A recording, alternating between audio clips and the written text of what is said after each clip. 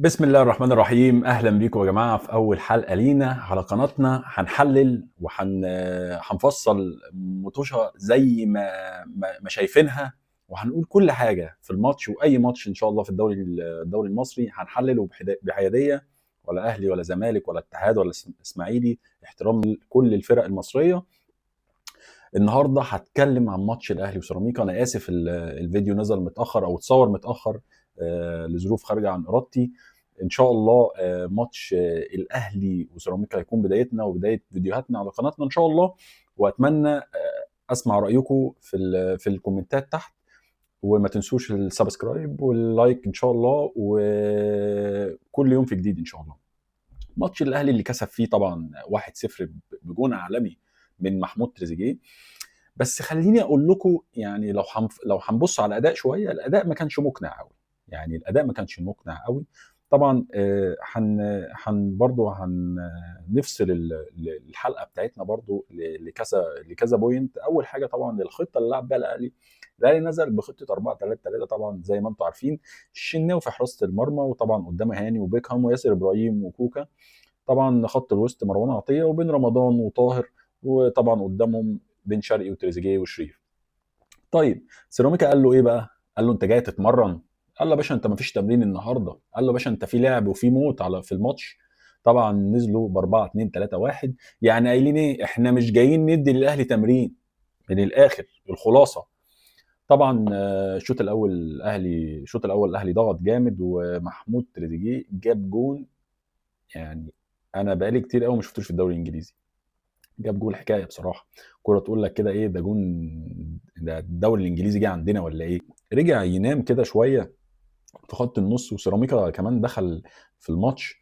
يعني وكان خلاص، يعني ما بين قوسين ان هو خلاص هيتعادل بصراحه. وكان اداء الاهلي يعني غريب. انا شفت الشوط الاول وضغط، ومحمود تريزيجيه طبعا جاب الهدف، واللعيبه ميته على الكوره، بس لقيت كده في تراجع غريب. يعني الاهلي كمان بيضيع فرص كتير جدا. محمد شريف ضيع كذا واحده، تحسه عامل مسلسل الفرص الضايعه والله. اقسم بالله حاسس عامل، بص، الفرص الضايعه الجزء الثاني. طبعا سيراميكا في اخر ربع ساعه يعني كان هيعمل مفاجاه. تمام، حط رجله في الكره الاخيره قدام الشناوي. طبعا الشناوي عامل ماتش كبير امبارح جدا. وبين رمضان يعني في جهد او في عدم تركيز، انا مش عارف. مروان عطيه عمل ماتش كويس جدا برضو، بس مش ده مروان عطيه. احنا عارفين عطيه، وعارفين مستوى بن شرقي. بن شرقي انا لسه بدري عليه، مش هو ده. يعني مش هو ده بن شرقي اللي انا عارفه، مش ده اللي احنا بنتفرج عليه يا جماعه. وقولوا لي برضو في الكومنتات، يعني ايه اللي انتوا شايفينه ناقص الاهلي دلوقتي كفرقه. طبعا شريف كان بيتحرك كويس، بس يعني كل شويه محمد بسام يقول له تعالى لي بكره. او هو اللي عمل في نفسه كده. والله العظيم هو اللي عمل في نفسه كده. بيضيع كور يعني ما تضيعش. البوينت الثالث اللي انا عايز اتكلم فيه التحكيم.